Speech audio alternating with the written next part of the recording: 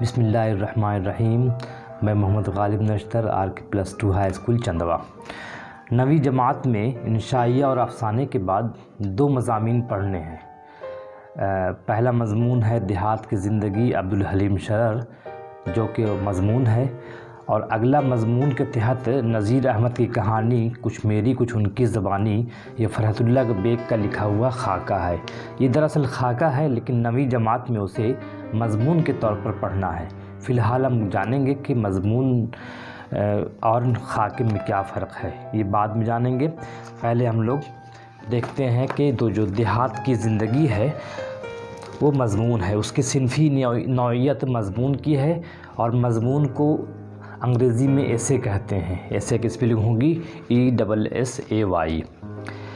تو مضمون کی روایت اردو میں انگریزی سے آئی 1857 کے بعد، یعنی 19ویں صدی میں۔ یہ 19ویں صدی کی پیداوار ہے۔ سر سید احمد خان پہلے مضمون نگار ہیں جنہوں نے استدلالی نثر کی بنیاد بھی ڈالی، اور انہوں نے تہذیب الاخلاق کے ذریعے مضامین لکھے اور اپنے دوستوں سے لکھوائے۔ ان کے دوستوں کے نام ہیں الطاف حسین حالی، محمد حسین آزاد، شبلی نعمانی، مولوی چراغ علی، محسن الملک وغیرہ۔ تو دیہات کی زندگی کے لکھنے والے ہیں عبدالحلیم شرر۔ عبدالحلیم شرر بنیادی طور پر ناول نگار ہے، لیکن یہاں تعارف ان کا کیا گیا ہے بحیثیت مضمون نگار۔ وہ ایک بہت مشہور ناول نگار ہیں، اور ان کا ناول فردوس بری 1899 میں لکھا گیا سب سے مشہور ناول ہے۔ عبدالحلیم شرر 1860 کو لکھنؤ میں پیدا ہوئے۔ انہوں نے تمام تعلیم حاصل کرنے کے بعد ایک رسالہ دلگداز نکالا، یہ بہت مشہور رسالہ تھا۔ اس رسالے میں انہوں نے ناول لکھنے شروع کیے۔ ان کے ناول 2 طرح کے ہوتے ہیں، ناول ان کا سماجی پس منظر لیے ہوتا ہے یا پھر تاریخی ناول۔ تاریخی ناول کی بنیاد بھی ڈالی ہے عبدالحلیم شرر نے۔ تاریخی ناول سے مراد ایسے ناول ہے جس میں کسی تاریخی واقعے کی طرف اشارہ کیا گیا ہو، کوئی ایسا کردار ہو جو تاریخی ہو، جیسے صلاح الدین ایوبی، مرزا غالب، خالد بن ولید، سکندر اعظم، ایسے لوگوں پر ناول لکھے جائیں اسے کہیں گے تاریخی ناول۔ تو عبدالحلیم شرر کا انتقال 1926 میں لکھنؤ میں ہوا۔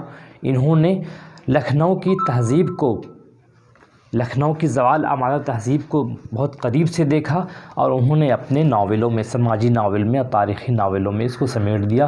انہوں نے کئی درجن ناول لکھے جن میں ملک عزیز، ورجینہ اور فردوس بری خاص طور سے زیادہ اہمیت کا حامل ہے، لیکن فی الحال ہمیں عبدالحلیم شرر کو بحیثیت ناول نگار نہیں بلکہ بحیثیت مضمون نگار دیکھنا ہے۔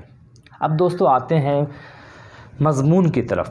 تو مضمون، جیسا کہ میں نے بتایا کہ مضمون مغربی ادب کی پیداوار ہے، مغربی ادب سے ہمارے یہاں اردو ادب میں آئی ہے، اور اردو کے پہلے مضمون نگار سر سید احمد خان ہیں۔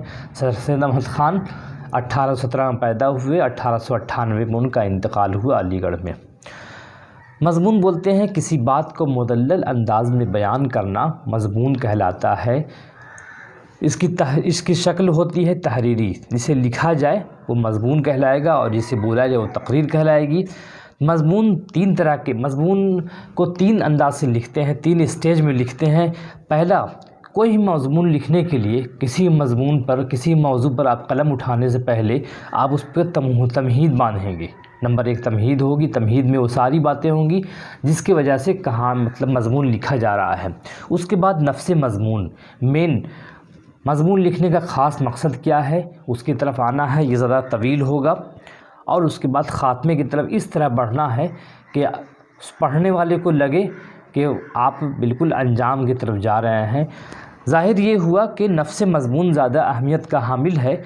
تمہید بیک گراؤنڈ کو بولتے ہیں، تمہید باندھنا، کسی بات کو بیان کرنے سے پہلے جو باتیں بیان کی جاتی ہیں وہ تمہید ہے، اور خاتمہ مطلب ختم کرنا۔ اگر مضمون 10 صفحے کا لکھا گیا ہے تو آپ 1 صفحے میں تمہید باندھ لیں اور آدھے صفحے میں خاتمہ کر دیں، باقی جو ہوگا وہ نفس مضمون کہلائے گا۔ تو سر سید احمد خان کے بعد مضمون نگار کئی لوگ مضمون نگار پیدا ہوئے ہیں، جیسے مولوی عبدالحق ہیں، خواجہ الطاف حسین حالی ہیں، شبلی نعمانی ہیں، بہت سے مضمون نگار ہیں آج کل جو تنقید نگار ہیں، اب ہم فرق نہیں کر سکتے ہیں تنقید نگار میں اور مضمون نگار میں۔ تو دیہات کی زندگی عنوان سے ظاہر ہو رہا ہے کہ عبدالحلیم شرر نے دیہات کے مسائل کو، دیہات کی خوبیوں کو اس کہانی میں، اس مضمون میں ظاہر کیا ہوگا۔ سب سے پہلے ہم اس کا متن پڑھتے ہیں، دیہات کی زندگی۔ وہ کہتے ہیں، اے شہر کے عالی شان محلوں میں رہنے والوں، تمہیں نہیں معلوم کہ دیہات کے رہنے والے دنیا کا کیا لطف اٹھاتے ہیں۔ تم ایک منزل عشرت میں ہو، عالم کی نیرنگیاں تمہارے نظر سے بہت کم گزری ہیں۔ تم جس مقام پر تم ہو وہاں صبح و شام کی مختلف کیفیتیں بھی اپنا پورا اثر نہیں دکھا سکتی۔ تمہیں خبر بھی نہیں کہ آفتاب کب نکلا اور کب غروب ہوا، ہوا کس طرف کی چلی اور کیا کیا بہار دکھا گئی۔ جنہیں تم اکثر حقارت کی نگاہ سے دیکھتے ہو، وہ ان امور کا ہر وقت اندازہ کرتے رہتے ہیں۔ ہر صبح انہیں ایک نیا لطف دیتی ہے اور ہر شام سے انہیں ایک نئی راحت نصیب ہوتی ہے۔ پورا مضمون ہے۔ مضمون کا مطلب لب لباب یہ ہے کہ عبدالحلیم شرر نے مضمون میں اس بات کو ظاہر کیا ہے کہ مضمون دیہات کی زندگی کا کیا پس منظر ہوتا ہے، دیہاتی زندگی اور شہری زندگی میں کیا فرق ہے، اسی بات کو انہوں نے ظاہر کیا ہے۔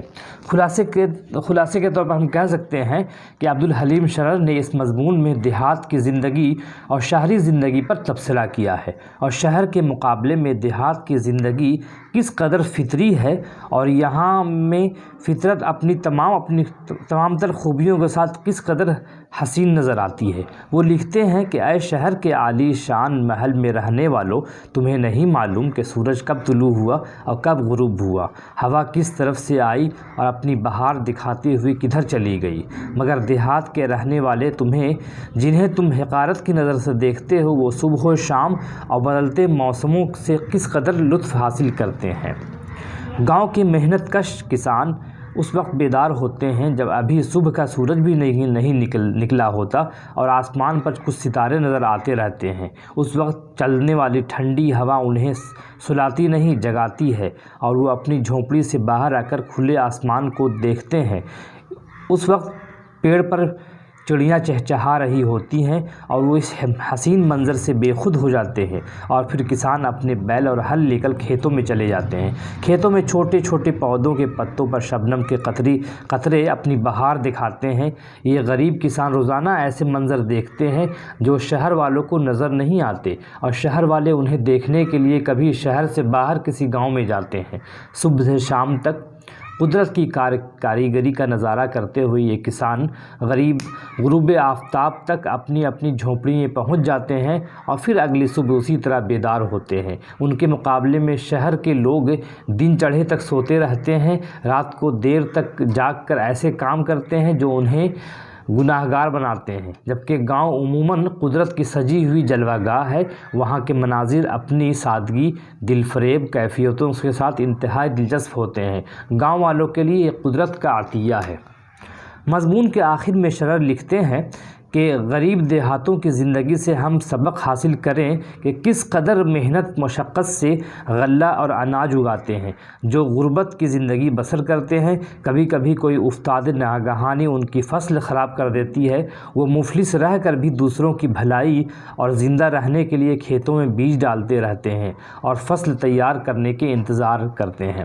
ایک کسان دنیا کا کتنا بڑا ہمدرد ہے، وہ اپنے ملک میں رہنے والے لوگوں سے کس قدر محبت کرتا ہے۔ وہ اناج اگاتا ہے اور ساری دنیا کے لیے محنت کرتا ہے۔ اس لیے شہر والوں کو چاہیے کہ وہ اس کی زندگی پر ہمدردی کے ساتھ غور کریں، اور جس طرح کسان محنت کرتا ہے اسی طرح انہیں بھی قوم کے لیے محنت کرنی چاہیے۔ آنے والی نسلوں کے لیے ایسا کام کرنا چاہیے کہ بہتر سے بہتر زندگی گزار سکیں۔ اس میں اگر معروضی سوالات یعنی آبجیکٹیو کوشچن کی طرف دیکھیں تو 8-10 سوال تو بنتے ہیں۔ پہلا سوال یہ پوچھا جائے گا کہ دیہات کی زندگی کی صنفی نوعیت کیا ہے، تو آپ جواب لکھیں گے مضمون۔ پھر یہ سوال آ سکتا ہے کہ مضمون کو انگریزی میں کیا کہتے ہیں، ایسے۔ پھر کہیں گے کہ مضمون کی روایت اردو میں کہاں سے آئی، آپ کہیں گے مغرب سے۔ مغرب سے مراد ہے امریکہ، انگلینڈ، روس، جاپان، اس علاقے سے۔ اس کے بعد یہ پوچھا جائے گا کہ دیہات کی زندگی کے لکھنے والے کون ہیں؟ تو جواب لکھیں گے عبدالحلیم شرر۔ اس کے بعد یہ پوچھیں گے کہ وہ کب پیدا ہوئے، تو آپ لکھیے گا 1860 میں، اور ان کا انتقال ہوا 1926 میں۔ ان کی حیثیت ادب میں کس حوالے سے ہے؟ تو آپ لکھیے گا ناول نگار کی حیثیت سے۔ ان کا ناول ہے فردوس بری، جو 1899 میں سب سے مشہور ناول گزرا ہے۔ اس کے علاوہ بھی انہوں نے کئی ناول لکھے ہیں، لیکن یہاں یاد رکھنا ضروری نہیں ہے۔ تو فی الحال ہمیں یہی دیکھنا ہے کہ دیہات کی زندگی کا تعلق مضمون سے ہے، اور اس کے لکھنے والے مولانا عبدالحلیم شرر ہیں۔ شکریہ۔